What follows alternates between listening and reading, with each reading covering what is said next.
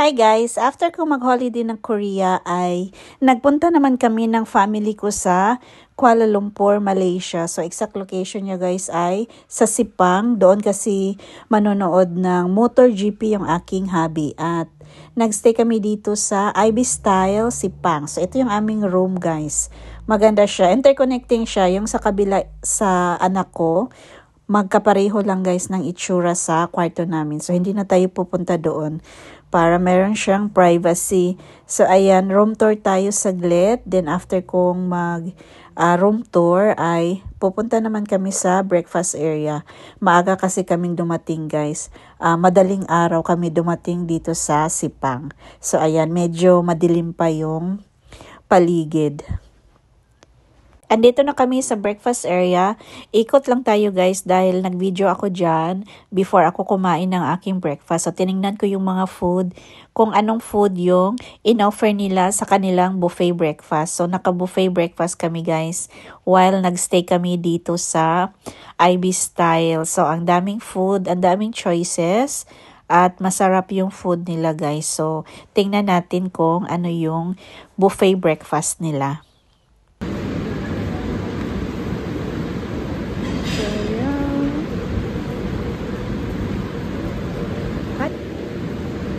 Veggies,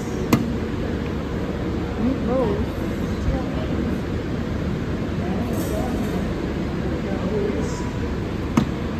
beans,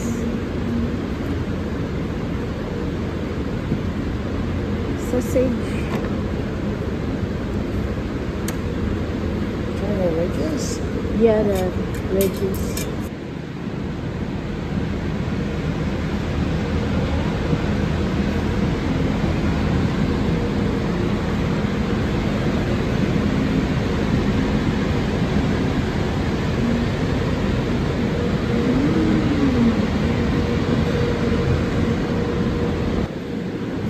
This is for the Bulinaw. Bakwan. What's bakwan? Rendang. Looks yum. Noodles of daddy. Then sambal bawang. Oh yum, sambal. And nasi lemak.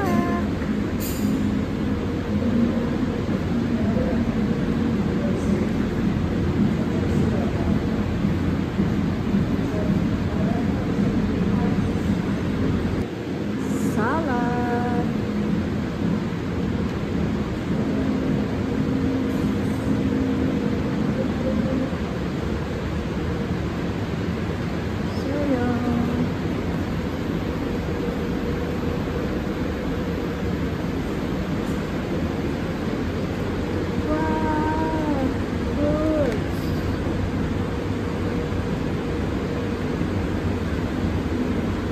After namin mag-breakfast ay nag-supermarket kami guys. Pumunta kami ng Terminal 2 ng Sepang kasi doon yung supermarket nila guys. So doon yung medyo malaking supermarket nila. So nagbili lang ako ng fruits saka ng mga drinks. Then nagpunta din kami ni Nikki sa Watsons dahil nagtingin kami ng skincare.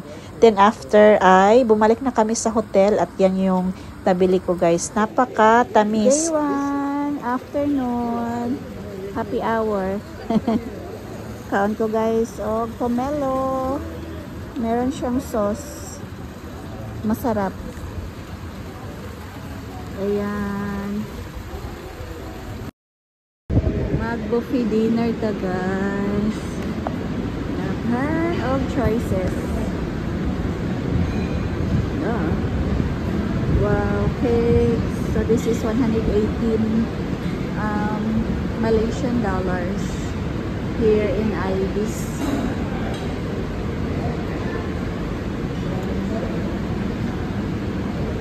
So lahat. Wow. Wow.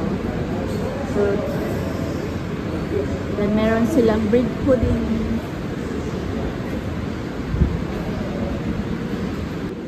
May pizza.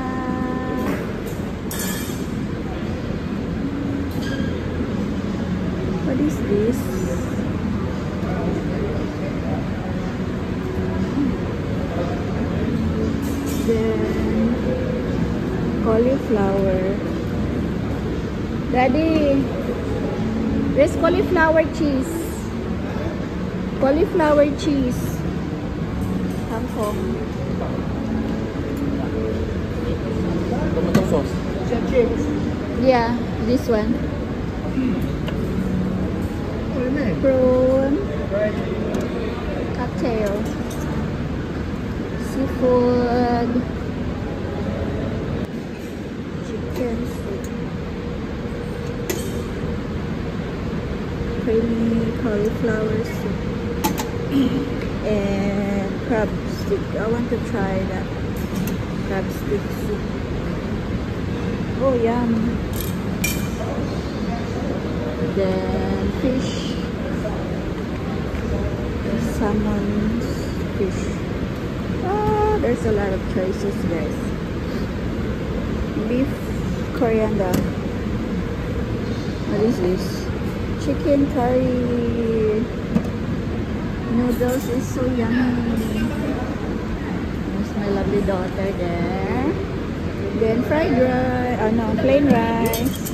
Some wow salad. I'm looking for salad. Mango salad. Yay! Yay! Grilled prawn. Oh. Some fruits. Wow. Wow.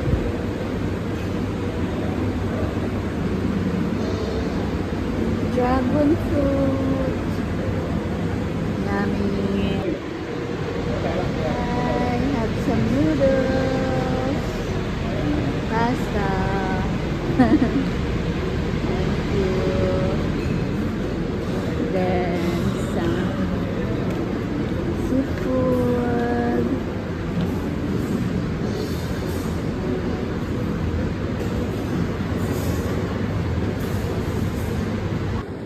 Dinner.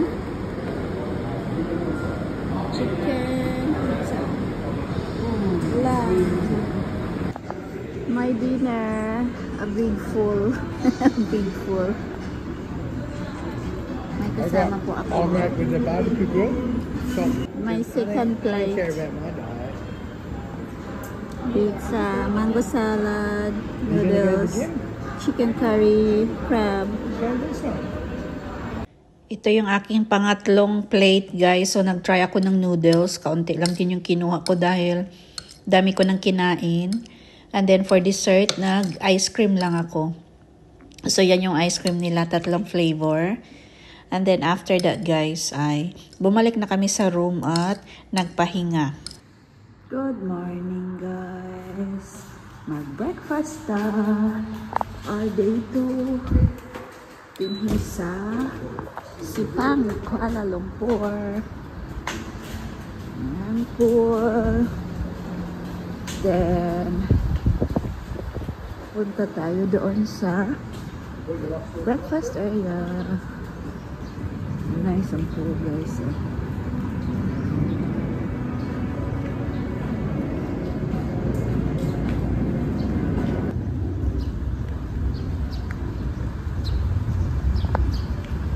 Ang breakfast area, guys.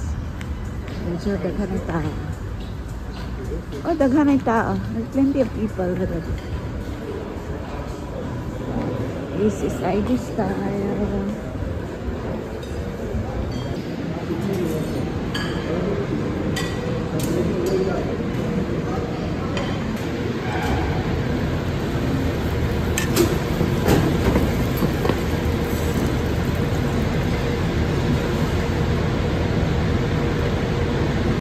Naka 2 sets of breakfast ako niyan, guys, dahil gusto kong kumain ng scrambled egg. So, ayan yung aking scrambled egg.